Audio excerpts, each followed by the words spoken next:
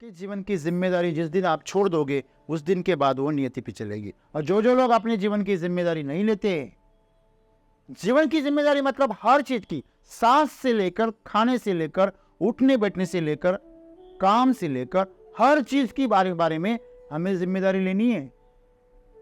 हम जो खा रहे हैं, सांस ले रहे हैं, हम जो काम कर रहे हैं, हम जो पैसा कमा रहे हैं, उसके बारे में हम जागरूक चाहिए कि नियति जो है हमारे सभी कार्यों का इकट्ठा परिणाम है। हम जितने भी कार्य करते हैं ना, उस सभी कार्यों का, अभी कार्य का मतलब जो हाथ से किए जाते हैं वही नहीं, जो मन से किए जाते हैं वो भी है। बहुत गहरे में चले गए ना तो बहुत मुश्किल है।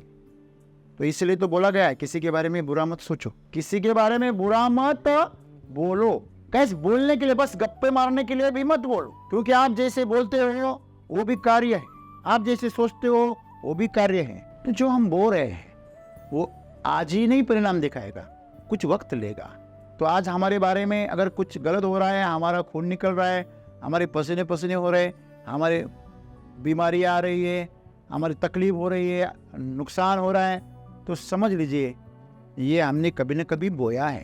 तो आपको अगर नियति के बारे में अगर कुछ करना है तो आप एक ही काम कीजिए, सब कार्यों को पूर्णपणे होश में कीजिए कि मैं क्या कर रहा हूं, मैं कौन से बीज बो रहा।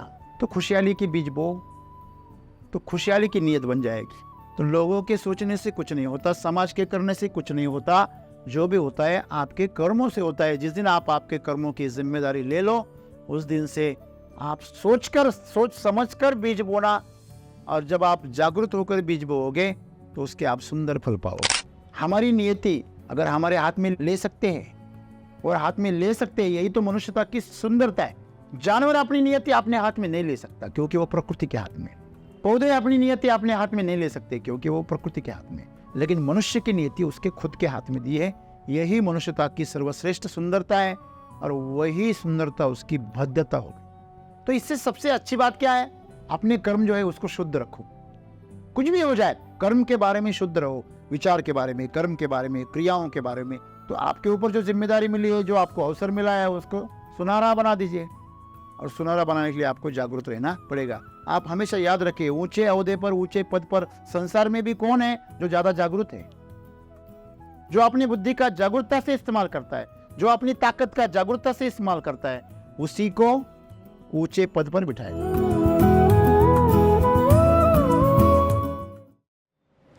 दोस्तों, जिसे हम नसीब कहते हैं उसे कोई नियति कहते हैं। नियति मतलब जो नियंता है, जो ईश्वर है, जो इस सृष्टि का निर्माता है, वो जो तय करता है वही होता है। नियंता ने इस सृष्टि को कुछ नियमों से बनाया और उस नियमों से काम हो रहा है। हर गोल घूम रहा है, वो घूम रहा है इसलिए गोल है। हर पल बदलाव हो रहा है, बीज का पौधा हो रहा है, पौधे को फूल आ रहे, फूल को फल आ रहे, उसका बहुत बड़ा पेड़ हो रहा है, वापस उसके बीज गिर रहे हैं। ये बदलाव, ये चक्रीय बदलाव चलता रहता है। ये नियति का बहुत ही आसान अगर उदाहरण हमें समझ में आए तो वो क्या है, तो नियति का सबसे आसान उदाहरण यही है कि आप कार में बैठे हो, कार चल रही है और आप कंट्रोल नहीं कर रहे हो, ना आपका ब्रेक पर पाँव है, ना आपका एक्सीलरेटर काम कर रहा है, ना स्टीयरिंग काम कर रहा है, ना कुछ भी काम नहीं कर रहा है, लेकिन कार तो चल रही है। क्यों काम नहीं कर रहा है? क्योंकि आप उसके ऊपर नियंत्रण नहीं कर रहे हो। आप क्या बोल रहे हैं, जैसी मेरी नियति होगी वैसे होगा। तो क्या होगा ये बताने की कोई जरूरत है क्या? आप सीढ़ियों से जा रहे हो, ध्यान नहीं दे रहे हो, क्या होगा? नियति मतलब इस सृष्टि का जो नियम है वो नियम चलता रहता है। लोग अपनी जिम्मेदारी, अपने जीवन की पूरी जिम्मेदारी नियति पर डाल देते हैं। ये ऐसा है कि उस कार पर पूरा भरोसा छोड़ देना कि जो तू जहां लेके जाए और जिस तरह लेके जाए मुझे मंजूर है। जब भी आदमी बेहोश हो जाता है ना, तो फिर उसकी नियति पर उसका जीवन चला जाता है। आपको पता है अभी कारों में भी वो फैसिलिटी आ रही है, क्रूजर मोड आता है। क्रूजर मतलब क्या, जैसे समंदर में क्रूज चलती है, एक आदि छोटा सा जहाज चलता है ना, उसके अंदर एक मोड होता है, एटो मोड, उस पर डाल दिया कि वो एक ही स्पीड से एक ही दिशा में चलता रहता है। तो कार में भी ऐसे मोड़ आते हैं, आप उसको समझो 50 की स्पीड है या 80 की स्पीड है, उसके ऊपर आप उसको लॉक कर दो तो 80 की स्पीड से ही चलता रहता है, आपको एक्सीलेटर देने की जरूरत नहीं, वही एक्सीलेटर अटक जाता है। अगर ढलान भी आ गई तो उसी स्पीड से चलेंगे, अगर आप चढ़ान भी आ गई तो चढ़ाई पेपर भी उसी स्पीड से चलेगी, पूरी ताकत लगा के। ऐसा नहीं कि समतल जगह पे वो उसी स्पीड से चलेगी। तो इंसानों ने अपना जीवन ऑटो मोड पे डाल दिया और वो कहां फंस गए? वो स्वार्थ में, मोह में, चिंतन में, माया के जाल में वो फंस गए और वो अभी बिल्कुल ही जागृत नहीं है। हर किसी के दिमाग में भन चल रही है, कुछ कुछ चल रहा है, वो शांत नहीं है। तो जितना आप व्यस्त रहेंगे उतना आप बेसुध हो जाएंगे और आपका जीवन जो है वो ऑटो मोड पे चला जाए। प्लेन चल रहा है और उसमें जो पायलट है वो 12 घंटे की उड़ान पर है, तो वो ऑटो मोड पे डाल देता है और कभी कभी सो भी जाता है। बहुत बार ऐसा हुआ कि प्लेन चल रहा है ऑटो मोड पे और पायलट सो गया। तो बात यह है, अगर पायलट सो गया तो कहां तक वो सफर कर पाएगा? या तो डीजल खत्म हो जाएगा, उसका अंदर का जो ईंधन है जो भी वो खत्म हो जाएगा, या किसी से क्रैश हो जाएगा, टकरा जाएगा। तीसरा कोई चारा है क्या? नहीं। मतलब वो नियति पे चलेगा। जब तक उसकी नियति सही है तब तक वो जिंदा रहेगा। सही है गलत है? तो जीवन ऐसे है। आपके जीवन की जिम्मेदारी जिस दिन आप छोड़ दोगे उस दिन के बाद वो नियति पे चलेगी। और जो जो लोग अपने जीवन की जिम्मेदारी नहीं लेते, जीवन की जिम्मेदारी मतलब हर चीज की, सांस से लेकर, खाने से लेकर, उठने बैठने से लेकर, काम से लेकर, हर चीज की बारे में हमें जिम्मेदारी लेनी है।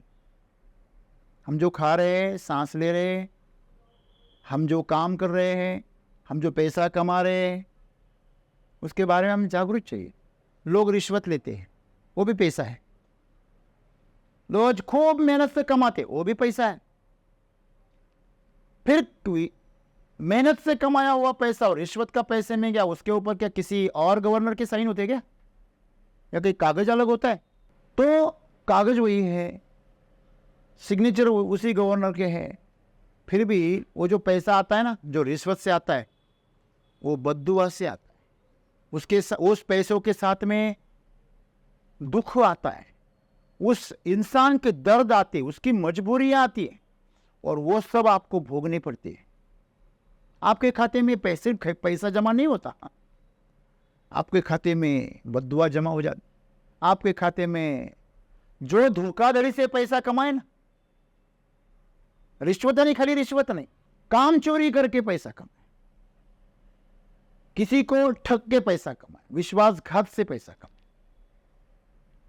तो उसके साथ में वो सब चीजें आती है हमारे घर में, वो सब डिपॉजिट हो जाता है। ऐसा नहीं कि सिर्फ पैसा डिपॉजिट होता है, उसके साथ में उसकी बद्दुआ आती है, धोखाधड़ी का जो आपने चलन किया वो आता है, दुख आता है, मजबूरी आती है, वेदनाएं आती है, वो सब बीमारियां आती है, सब कुछ आता है। उस पैसे वाले के पास जो जो भी है वो सभी भावनाएं उस पैसों के साथ आती। तो कभी भी ये हमेशा याद रखना, जो बेहोशी में जीता है, जो अपनी नियति पर छोड़कर जीता है, वो ऐसे ही जीता है। जो अपने जीवन के बारे में जागरूक है वो इन चीज़ों को हाथ भी नहीं लगाता।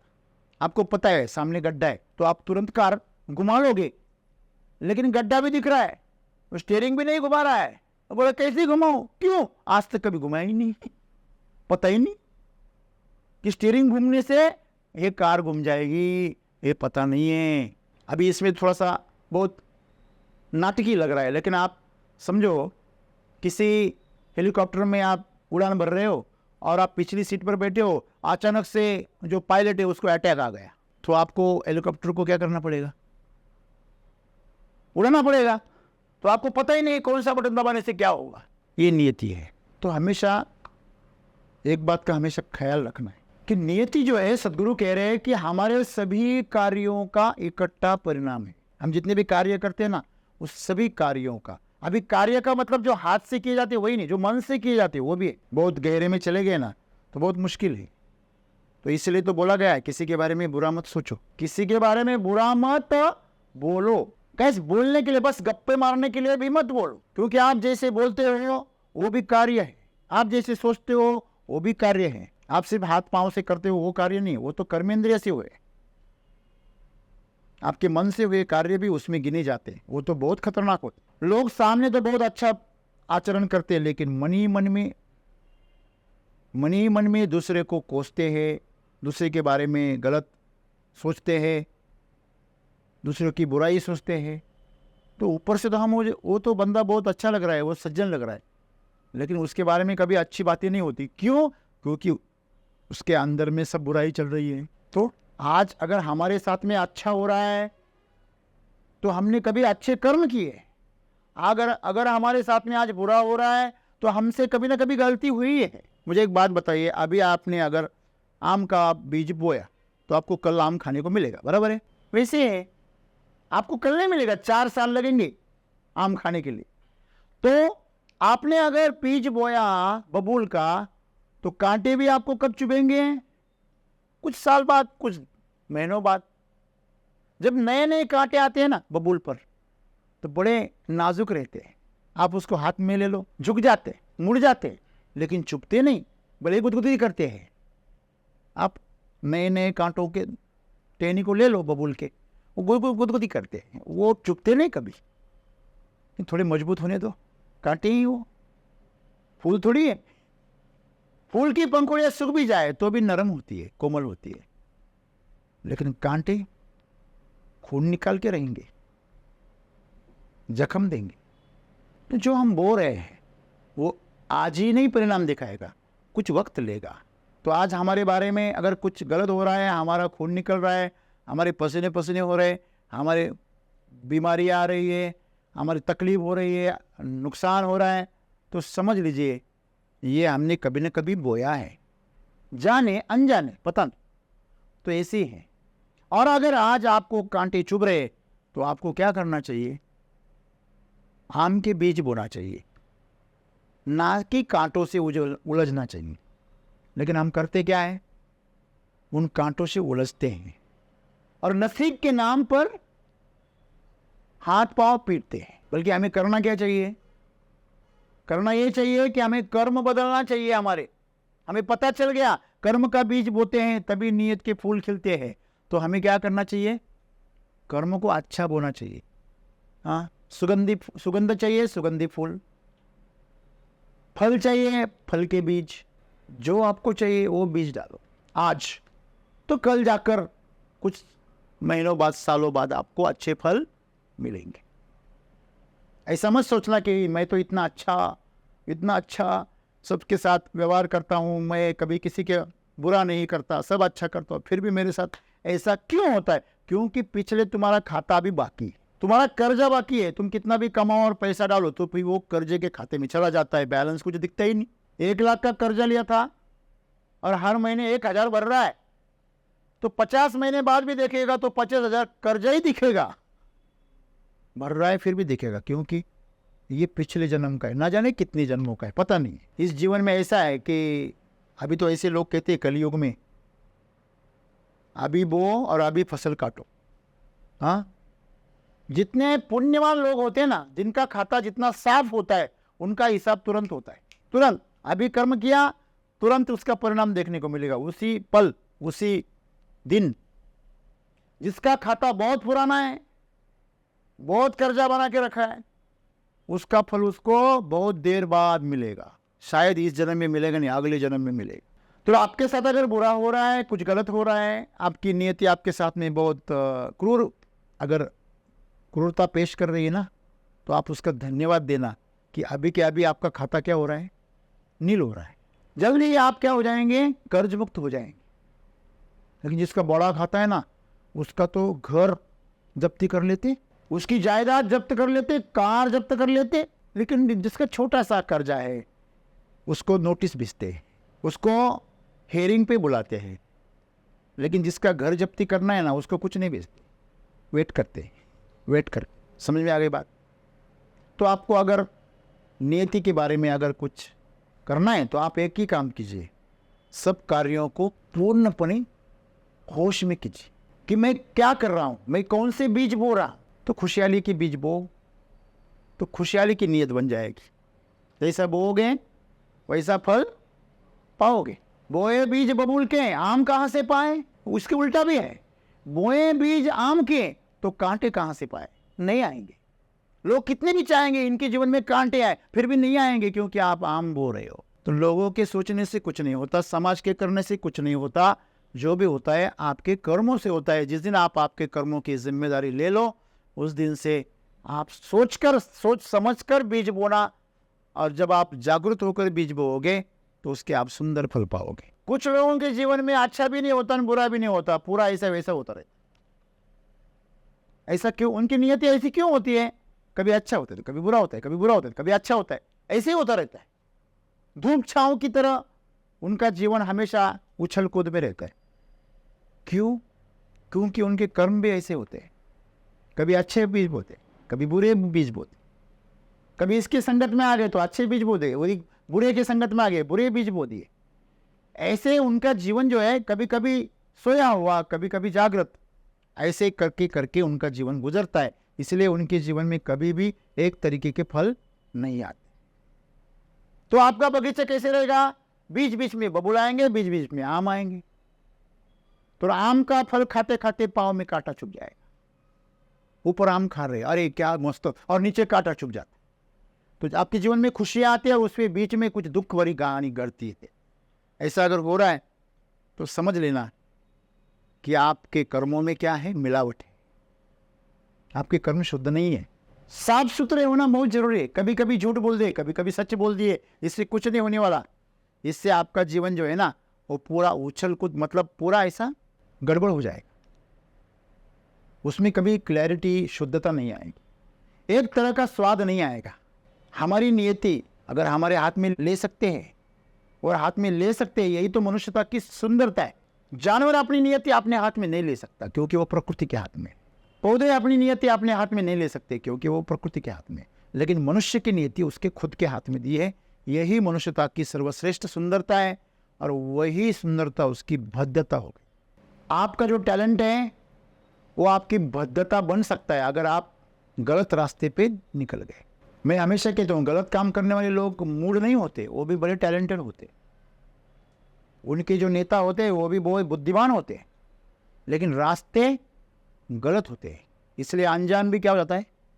बुरा हो जाता है। तो इसलिए जीवन में आपकी बुद्धिमत्ता, आपकी होशियारी, ये आपकी नियति सही या गलत साबित नहीं कर सकते। आप बहुत बुद्धिमान हो, आपके पास में बहुत टैलेंट है, आपके पास में बहुत पैसा है, आपके पास में सत्ता है, आपके पास में जो भी है, उससे आपकी नियति नहीं बदलेगी, बल्कि और खतरनाक होगी। अगर गरीब साइकिल से गिरेगा तो जो अमीर है वो तो 250 सीसी की बाइक से गिरेगा। अभी साइकिल से गिरेगा तो क्या होगा? कुछ छिलेगा, चमड़ी छिलेगी, कुछ होगा थोड़ा सा बहुत, हड्डी को मार बैठेगी।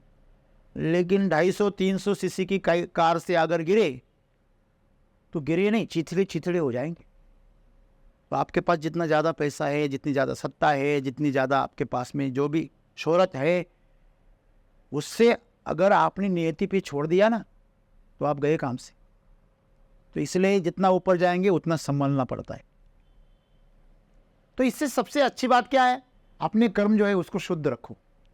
कुछ भी हो जाए, कर्म के बारे में शुद्ध रहो, विचार के बारे में, कर्म के बारे में, क्रियाओं के बारे में, ये सब इसका हिसाब लगेगा। जिस दिन हिसाब लगेगा उस दिन उसमें से कोई भी आपका कर्म अशुद्ध नहीं होना चाहिए, क्योंकि एक भी कर्म अशुद्ध हो गया ना तो भी फिर नरक का फेरा लगता है।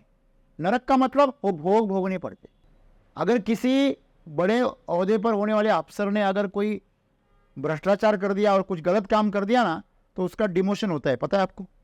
मतलब अगर वो कलेक्टर है तो उसको मतलब नीचे वाला डेप्यूटी कलेक्टर बनाएंगे या क्लर्क बनाएंगे, ऐसे कुछ करते। बड़ा अफसर हो तो उसको छोटा अफसर बना देते। अगर आईजी डीजी है तो उसको एसपी बना देंगे या उसको फौजदार बना देंगे। ऐसा क्यों होता है? आपको पता है? वो जिम्मेदारी आप बखूबी नहीं निभाते, इसलिए आपसे वो प्रकृति निकाल देती। तो आपके ऊपर जो जिम्मेदारी मिली है, जो आपको अवसर मिला है, उसको सुनहरा बना दीजिए। और सुनहरा बनाने के लिए आपको जागरूक रहना पड़ेगा। आप हमेशा याद रखिए, ऊंचे ओहदे पर, ऊंचे पद पर संसार में भी कौन है जो ज्यादा जागरूक है? जो अपनी बुद्धि का जागरूकता से इस्तेमाल करता है, जो अपनी ताकत का जागरूकता से इस्तेमाल करता है, उसी को ऊंचे पद पर बिठाया जाता है। ना कि वो जिसके पास ज्यादा ताकत है, ना कि वो जिसके पास ज्यादा संपत्ति है, उसको ऊपर नहीं बिठाया जाता। जो उसका जागरूकता से इस्तेमाल करना जानता है। प्रकृति भी यही करती है। जागरूकता से कर्म करो तो आपको जो नियति है वो सुंदर बनेगी। तो ये सब कुछ हमारे हाथ में है। ये जिस दिन पता चले उस दिन से हम जीवन हमारा रूपांतरित करेंगे। धन्यवाद।